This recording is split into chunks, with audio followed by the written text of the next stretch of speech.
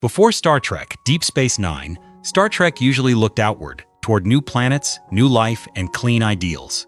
But in 1993, one space station changed everything. DS9 brought faith, war, occupation, politics, family, and moral compromise into the heart of the franchise.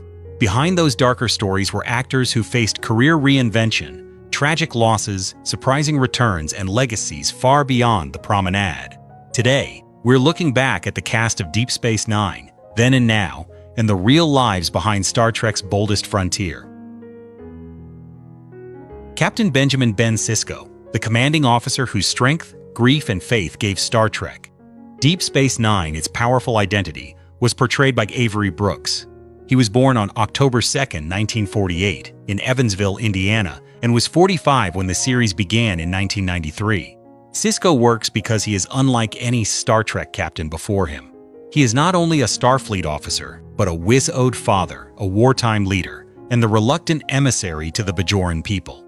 Brooks played him with intensity and stillness, giving Sisko a presence that could feel tender with Jake, fierce in command, and almost mythic when confronting destiny.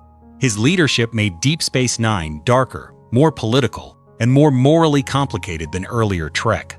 Outside the franchise, Brooks built a respected career in theater, music, and education, and was already known for Spencer, For Hire and A Man Called Hawk. In 2026, he is 77, and Sisko remains one of science fiction's most layered captains. A man who carried war, fatherhood, prophecy, and sacrifice in the same steady voice. Jake Sisko, the thoughtful son whose growth gave Star Trek Deep Space Nine its most human family story, was portrayed by Cirroc Lofton.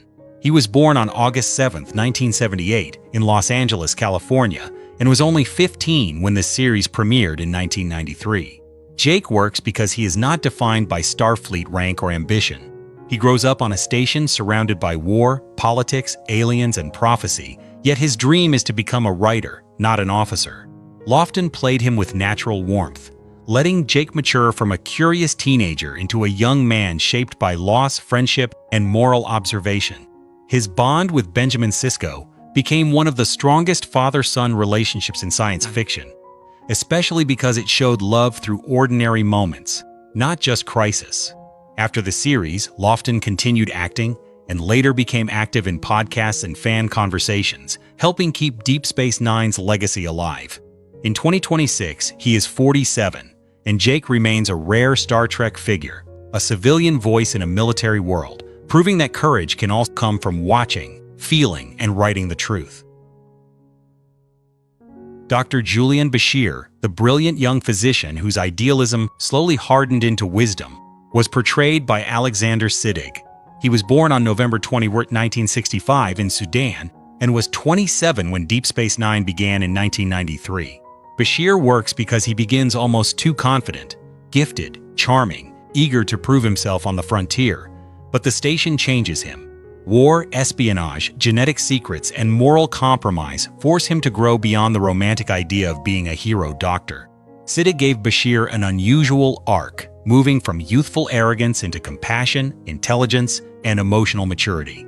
His friendship with Miles O'Brien became one of the show's warmest relationships, while his hidden genetic enhancement storyline added questions about identity and ethics.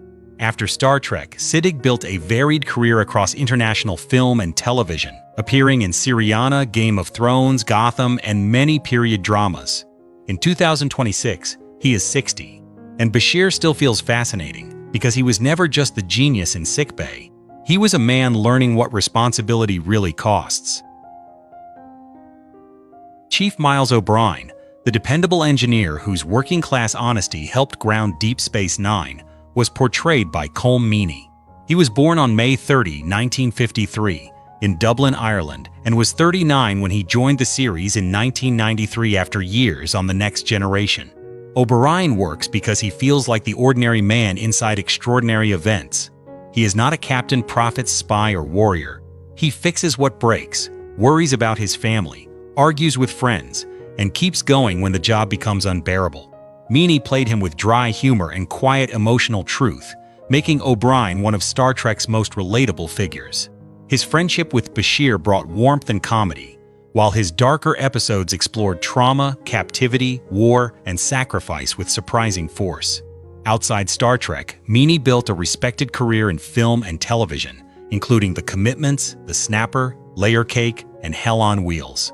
In 2026, he is 72, and O'Brien remains beloved because he made the future feel lived in. Not perfect, not glamorous, but honest, tired, loyal, and deeply human.